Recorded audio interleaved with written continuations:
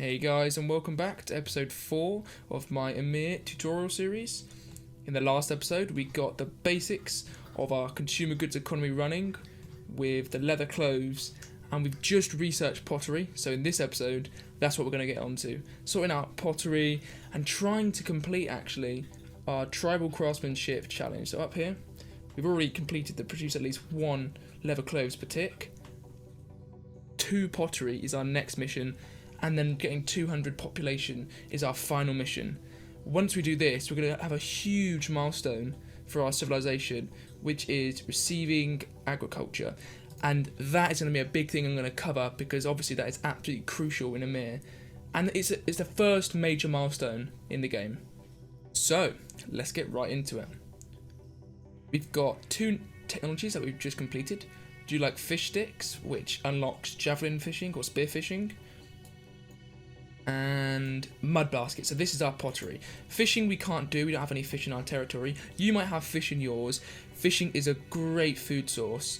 You can get it very early on with javelins, and it's quite rare. So if you're playing in a multiplayer game, it's very good to fulfill your own food needs. But then once you've got a surplus, sell it on the market at a high markup, because it's got high demand. Because obviously you have to either be next to a river or the coast to get good sources of fish. So that's my tip. Okay, so pottery. Pottery is another consumer good. I'd say it's more important than leather clothes, and it's also harder to make. Leather clothes obviously only requires leather. Pottery requires a fuel source, so which will be wood to start off with. It requires clay, and it requires water. The water is easy to get. So it is the wood. Yeah, it is easy to get, especially for our start. The clay can actually be quite rare. In my current multiplayer game, clay is hugely high in demand, just because we've moved up into a new era. Big new demands for clay and for other resources that use clay as a derived sort of demand. We have unlocked the new clay building, so clay exploitation. So you need to place one of these down. We've got a tiny little clay deposit over here. In fact, I'm not sure it's even enough. Oh, it is enough just to cover all the clay need. Yeah, actually we've got more, so here we go. We've got 2 clay exploitations. I'm just going to use 6 jobs, and they're simply going to get some clay for us.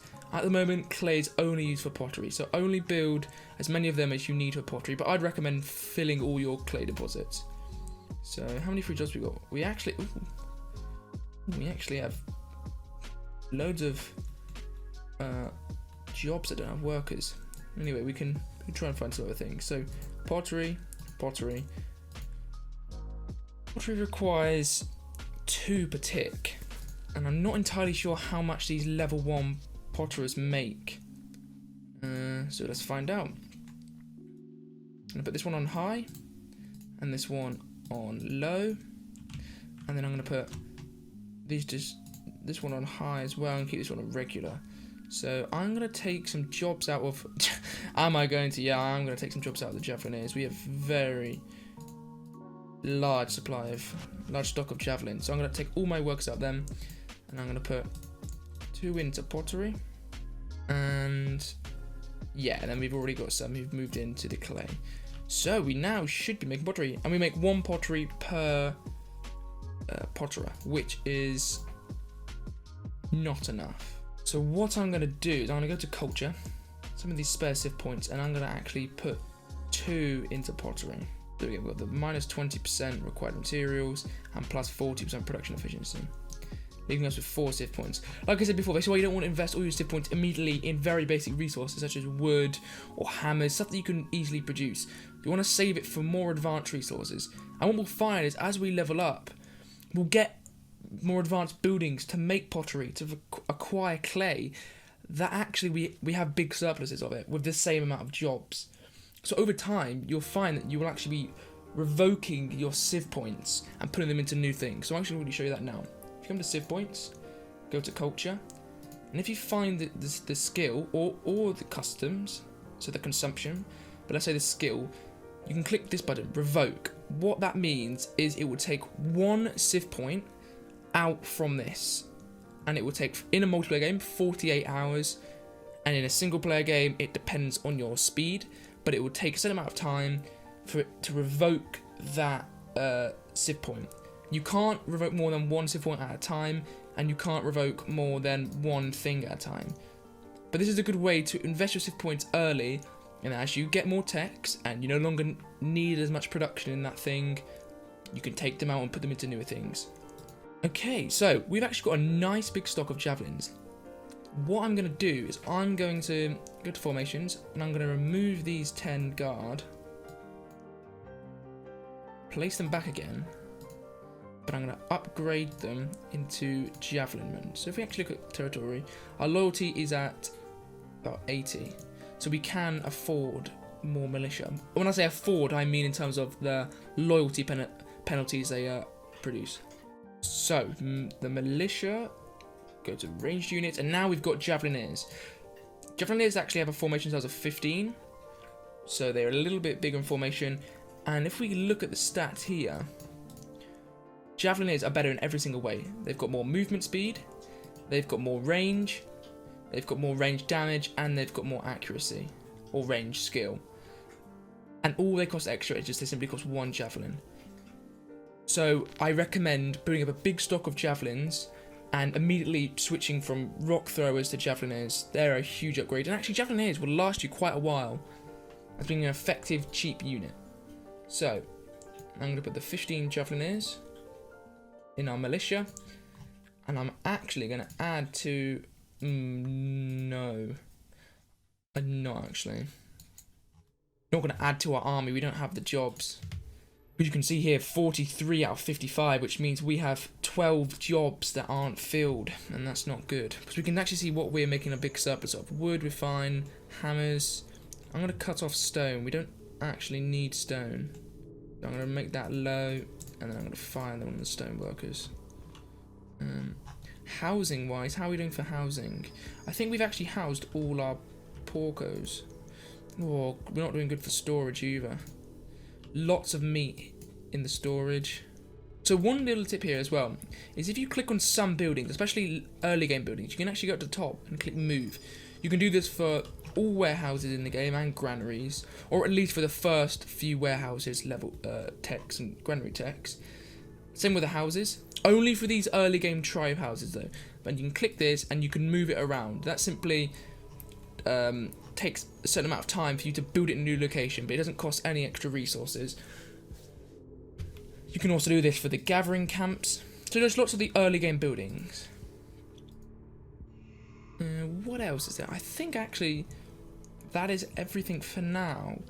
You can see here we're still growing in population, and we're getting close to that 200 mark. We've also completed the at least 2 pottery.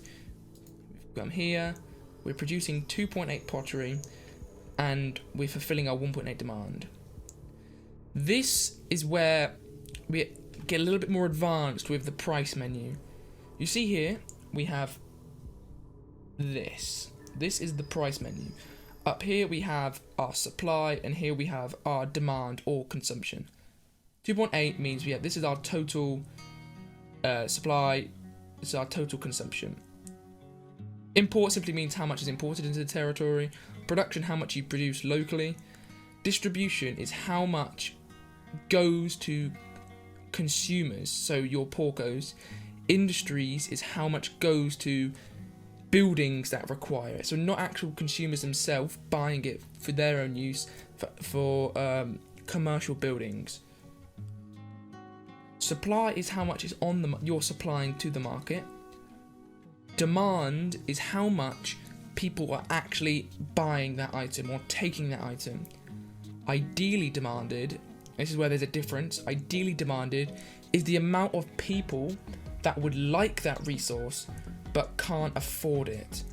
So in single player, when you've got purchasing, so you've got fair exchange, this will become way more prominent. I'm not actually sure why in a a gift economy, which is what we're in, where there is no money. I'm not sure why it isn't always ideally and demand the same, but all you need to know is for when you move into a fair exchange and money becomes a thing, people will want goods, so they may, for example, want pottery, but they don't have enough money to buy it. So the ideally demanded will be higher than the demand. So that's why there can be a difference. That was just a quick little thing there. I think we're stagnating. No, we're actually still improving. We've got plenty of water, so it's now just on the food. So I'm going to speed the game up, and I'm going to see how far we go. Okay, so I've had the game running at a fast speed, and we've actually had an event pop up. Hungry wolves are invading, so 8 wolves are attacking us. We have got 15 javlineers, which is great, but this is our first battle, ladies and gentlemen, so let's see how it goes. I had my rock throwers over here, but as I disbanded the militia, I'm not entirely sure the javelineers spawn in the same place. Ah, they do. Brilliant. And we've got our army who are stationed in the town supporting as well. So, let's see where these barbarians are coming from. Well, I say barbarians, they're 8 wolves. Here they are. So they're coming from the top of the map.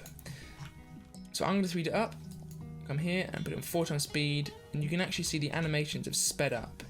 Here we go. Here's the combat speeding up. So we've got our javelineers and our warriors stationed here. That's because we've put them in the defensive zone, so they aren't going to move until they get attacked.